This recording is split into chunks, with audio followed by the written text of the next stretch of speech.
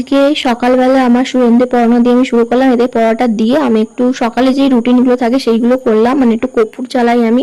আর আমি এটা সারা ঘরে ঘোরাই, মানে হচ্ছে বাথরুম, রান্নাঘর। এতে না আমার খুব মানে ভেতর থেকে একটা পজিটিভ ফিল হয়। আর এটা খুব ভালো অরিজিনাল কর্পূর আমি কিনেছি। আর এখানে তারপরে পড়ি উঠে থেকে বাবা মাছের ডিম এনেছিল, তো সেটাকে ধুয়ে ভালো করে শুকনো করে আমি ফ্রিজে ঢোকাই।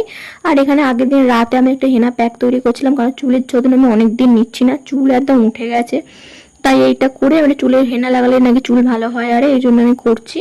তো মাও এটা লাগিয়েছিল, মা হচ্ছে সাদা চুল হয়ে গেছিল কিছু কিছু জায়গায়, কলপ লাগাতে চাইছে না, তাই মা এটা লাগিয়েছিল। আর এটা খুব ভালো কাজ করে। তোমরা যারা পাকা চুল কলপ লাগাতে চাও না, বা যারা হালকা ন্যাচারাল কালার চাও, তারাও এটা লাগাতে পারো। আর আমি এটা শোকানোর জন্য রান্না বান্নাগুলো করে নিচ্ছিলাম। আর এখানে দেখতেই পাচ্ছ মাছের ঝোল, বিট গাজর ভাজা। আর এটা দেখে কেউ নাক সিটকে না, এটা আমার মা খুব ভালো খায়, আর মায়ের পছন্দ আমি করে দেবো না, এটা কি কি করে হতে পারে। আর মা বিকালে এসে বলছে, এই দেখ তোর পছন্দের উন্ডে বানিয়েছি, দেখ